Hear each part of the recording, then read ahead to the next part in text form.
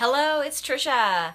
Have you ever wanted to increase your influence? If you do, then this is the video to watch today. For those of you who don't know me, my name is Tricia Robinson. I was in corporate America for 17 years and left 4 years ago to stay at home to take care of my daughters. And about 18 months ago, I started my own business. And through that, I have been doing a lot of reading. And the book that I'm reading now is one that I think so many people recommended it to me. I can't even decide who to tell you, but it was probably Bob Heilig. And I got it from Christmas from my brother Mike. So thank you, Mike. And the book is extremely powerful. And obviously, it is a 300-page book, so I'm not going to go through and read the book, but I did want to share with you two powerful things that I've learned so far, just in the first chapter. So there's two specific principles I want to talk about today to increase your influencing power. And the first is called a fixed action pattern. Now, when I first heard this, I thought, what is he talking about? I totally never understood a fixed action pattern, but he provides some really amazing examples. And the first one he talks about is a mothering turkey. Now, when a mothering turkey is trying to figure out what baby chicks to feed, she listens to the cheep cheep sound. And any little chick that comes up to her going cheep cheep cheep, she feeds and she takes care of. And if a chick doesn't make that sound, she doesn't take care of it. So scientists being scientists decided to see if there was something that the mother chick would do if anything just went cheep cheep. So they took this stuffed polecat and they put it with the turkey mother, and the turkey mother initially attacked it.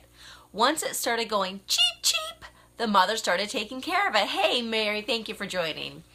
And so what that showed was there's something psychologically that mother turkey was doing, because that natural enemy was going cheep, cheep, cheep. She didn't treat it like an enemy.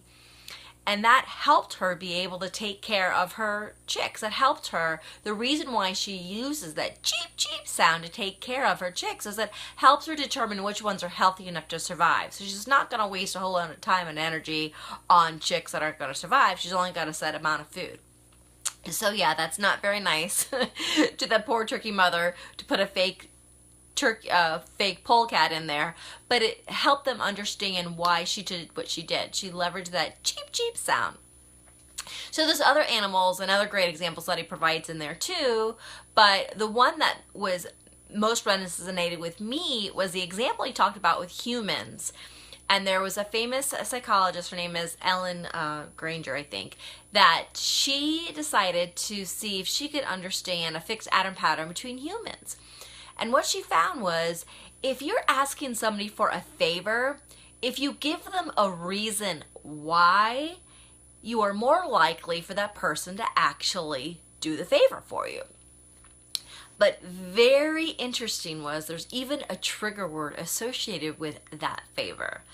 And so the trigger word is da da da da da, because. And an example in the book she showed, she had people standing in line for the photocopier. And this person walks up with like 5 copies in her hand and says, and wants to get in line, but doesn't want to wait for everybody else to finish. So she literally says, hey, I've just got 5 papers. Is it okay if I do this? Because I have a meeting that I need to attend to. And so people let her through. So then she decided to change it up, because she gave a reason. But was the reason why people let her through, provided the favor, or was it something else? And so the next instance, the next group of subjects she had, same woman says, just sees a line of people, says, oh, can I please come? I just need to make 5 copies because I need to make copies. Duh, you're standing in line, right? Well, guess what? The people let the person through. Didn't even give a real reason why she was more important than everybody else, but the trigger word because most likely the people didn't even bother listening to why she wanted to jump ahead of them.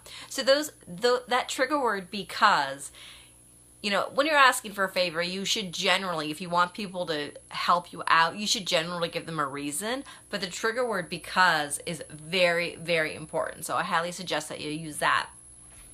Another fixed action principle that we have, I'm sure, all been victim to is the expensive equals good. And so if you're out shopping and you're looking at something, looking at two sweaters, and you might look at, oh, how does it feel, or what's the material, but sometimes you actually buy the name brand one because it's the name brand one and it's more expensive and you're perceived as, I don't know, more valuable because you're buying the name brand one. So there's a lot of brands out there that specifically charge more money just because we're so used to the phrase, you get what you pay for. And people are more likely to, in some cases, pay more money if what they're trying to buy is a higher ticket item. They're like, you get what you pay for. If I'm already going to spend $100 on this sweater, I'm going to make sure that it's a good one. All right, so that's the fixed action principle. Never heard of that before, but I know now that we all have actually used it. The other one I know everybody's heard of before is called the contrast principle. And so what I mean by contrast principle, and this has happened to me. So when I first moved to Danbury 10 years ago, I was with a realtor and we looked at probably 30 houses. And one of the houses she took me to was, quite honestly, a dump. And I was like, oh my God, I can't believe this house cost $300,000. It's a piece of junk. I mean, I moved from Pittsburgh. I lived in a nice place and my house didn't cost that much. Granted, houses in Danbury or the Northeast cost more than in the Pittsburgh area, but still, it was ridiculous. Then she took us to a couple other homes that looked significantly nicer, but didn't cost that much more than the property over here. Now, maybe she didn't know how bad that property was, or maybe she just wanted to show me a undesirable home so that when she showed me a desirable home, I'd be more willing to spend that money on the desirable home. That's just one example. But another way the contrast principle works, yes, Mary, it's really good. I highly recommend it. The other contrast principle is, have you ever gone shopping for a car? What do you do first? Do you go through the inside and look in the book and go like, oh, I want this option or this option? No. You buy the car first. You buy the high ticket dollar item. So if you're spending $10, $20, $30, $40,000 on a car, you're actually leveraging the contrast principle. The salesperson is leveraging that contrast principle against you.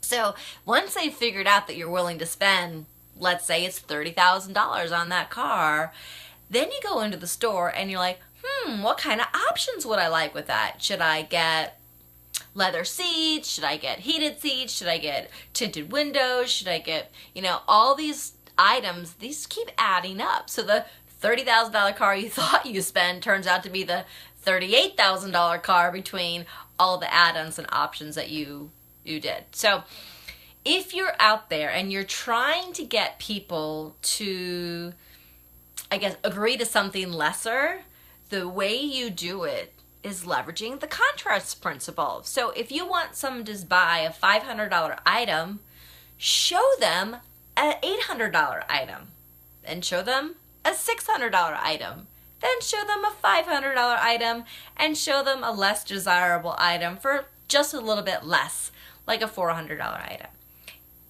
Contrast principle, it really works. So I hope you found this helpful. I hope you found it valuable. Again, the book is called Influence. That's just chapter 1, people. This book is full of a lot of goodies, and I've got more.